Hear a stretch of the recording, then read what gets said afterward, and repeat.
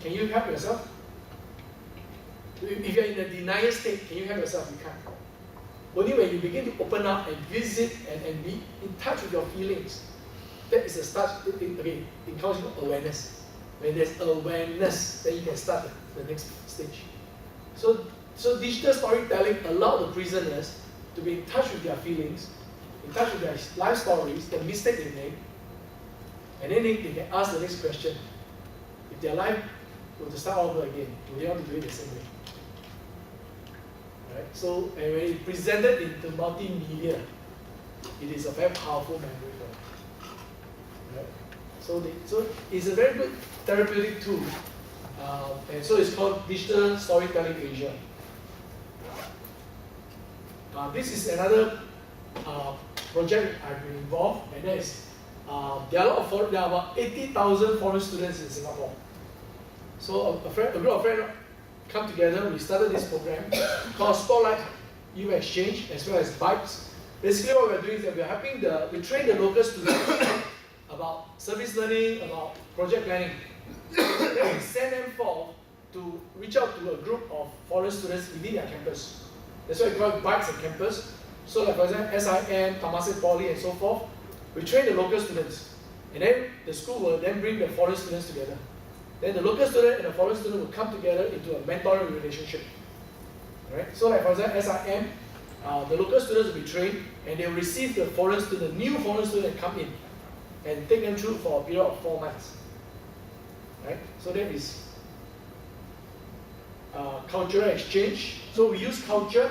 So during the 4 months, what do? They do cultural visit. They visit historical sites in Singapore, interesting food in Singapore. How many of you know what is Devil's Curry? You know, who else know what is Devil's Curry? Okay. What is Devil's Curry? The curry that devil eats. Very hot, spicy Eurasian dish. Correct, it's a Eurasian dish. You see, we're all very familiar, we're Singaporeans, we're very familiar with 4 races in Singapore, right? Actually not, we're very familiar with 3 races. The Chinese, the Malay, the Indian. This Eurasian, we kind of agak-agak. We hantam everybody under Eurasian. Who makes up the Eurasian? Why are they Eurasian? Have you ever asked that question? There's one of us, you know. There are 4 major races in Singapore, right? Eurasian is one of the race among us. Eurasian or others? Eurasian. No, we don't call others lah. 4 major races: Chinese, Malay, Indian, Eurasian. No, CMIO, I remember CMIO. Chinese, Malay, Indian, others. Yeah lah, but then officially it's Eurasians lah. Eurasian, okay. Yeah. Okay. Others is very unkind to us. I know. Right? But these are the 4 races in Singapore. And Eurasian, one of the common dish they have is the Devil's Curry. Okay, I think there are quite a number of Chinese here. Now let me ask you, what about the dish bak kut teh? What is the origin of bak kut teh? So why do they have bak kut teh to begin with? Who eat them? Sorry? Don't know, huh? It was basically consumed by laborers because they needed that afternoon break to eat this, and because of the spice, it gives them more energy to continue the hard work in the afternoon. And so the spices was for that purpose. But today we just indulge in it. We just eat and should go back office and fall asleep. So anyway, so these are cultural exchange. It helps our Singapore youth to know ourselves better, and at the same time help our foreign friends to know us. And so this is experience and learning. As they mentor others, they learn more about ourselves. Who benefited the most? Our own Singapore youth. Because they never know our history through this lens. See, you tell the fish how's life without water. Can they tell you? Cannot, because they've been in the system too long. But when they are studying in the position of telling people, they learn it better. Who's the war hero of Chinese in Singapore? Your teacher there? Huh? Chua Seng. Who's the war hero for the Malay? Yeah, Lieutenant Anand. Why is he popular? Why is he a war hero? I will stay on history lesson. But these are things that we engage our youth and help them to appreciate our culture, not just our own race, but the race of others, the heroes, the legends of the others as well. And then when they learn it, and then they have a fresh appreciation of what it means to be Singapore. Like today, this morning, we talk about place, right? The significance of place. The one of the concern we have about our young Singaporeans is the lack of rootedness. Now, how do you have roots unless you have the understanding of the place? Right? So I'm appreciative of many of you are educators. I hope to share this burden with you. Think alongside how can we help our youth to build that rootedness. Right? So this is a book that I've written. I wrote this book about 2 years ago, I think. It started off because one of my volunteers committed suicide. I was doing some training for 4th year NTU student. This girl was helping me on the training program and all that. On Sunday, she called me. We were talking about the project that he was doing. They're from the Uni-Y CCA group in NTU. Uni-Y is a youth work by the YMCA, and they started a group in NTU. And I was coaching her on what to do. Monday afternoon, I received a call. All right? And I couldn't pick up the call because I was in SAJC doing some training. I came back at night, I received another call from another friend, and by then, this friend broke the news to me that this girl committed suicide in the afternoon. Now I have an option. My wife and I broke down, we cried, and we have an option. The option to cry and learn to cope with it and move on.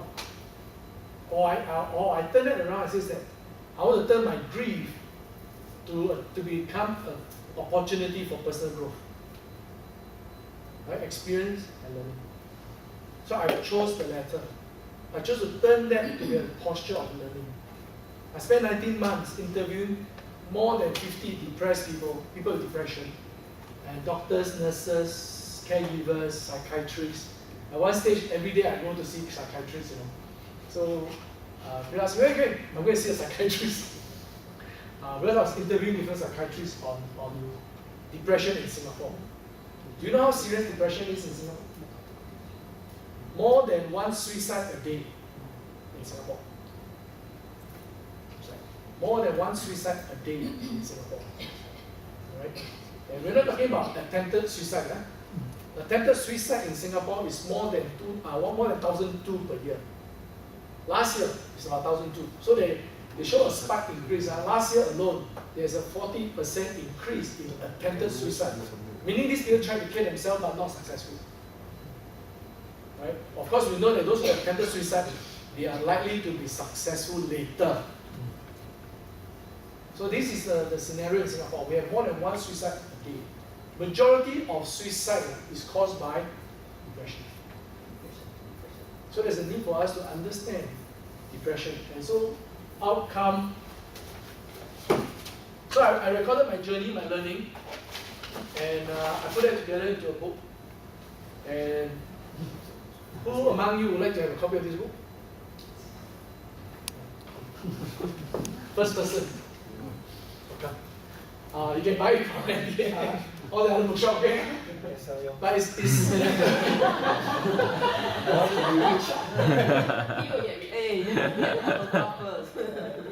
I basically pledge all the giving to charities, because how can I make money from someone's death?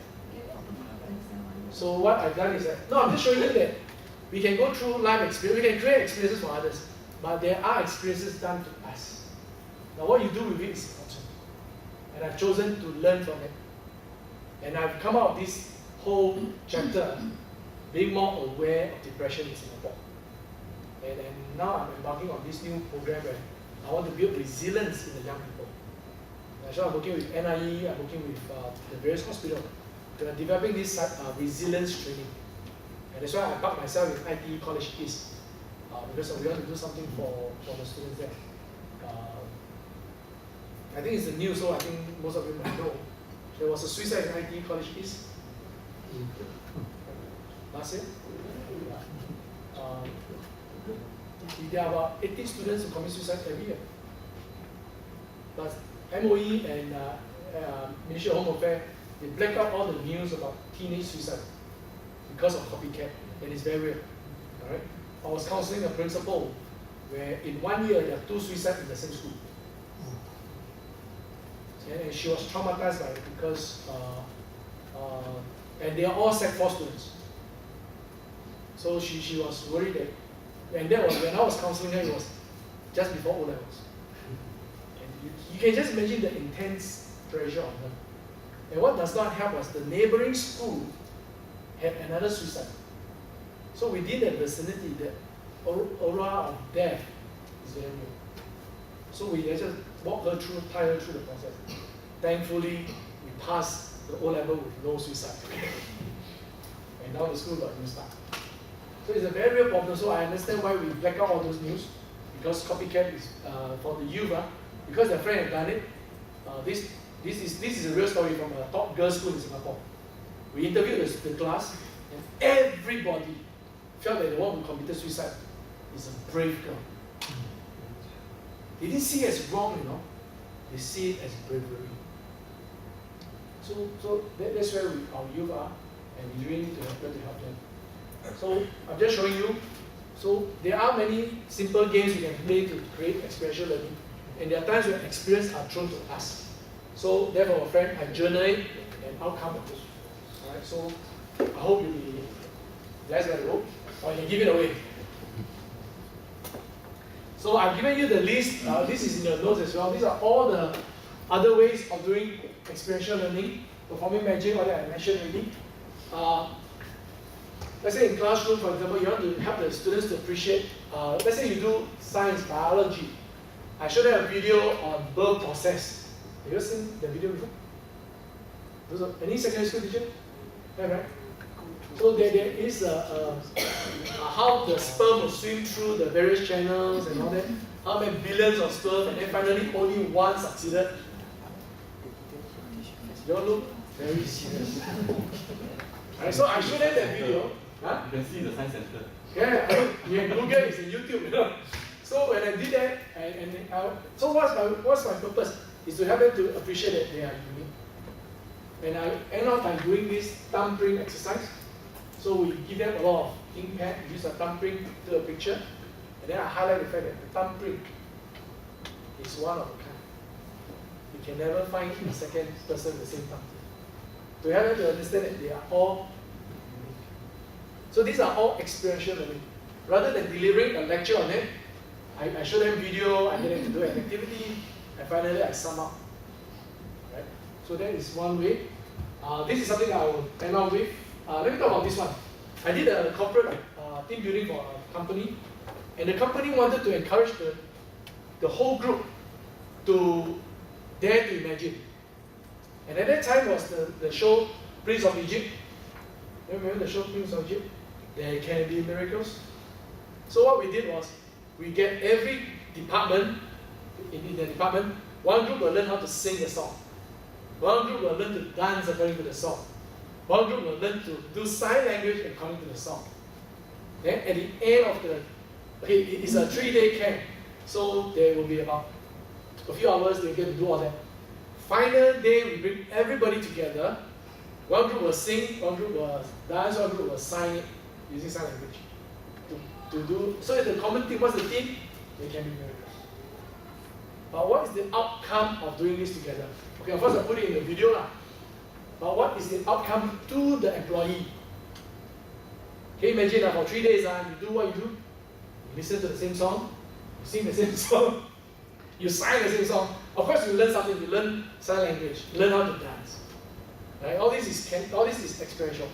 But what unknown to them is that you drill into their psyche. What is that? What's the central message? There can be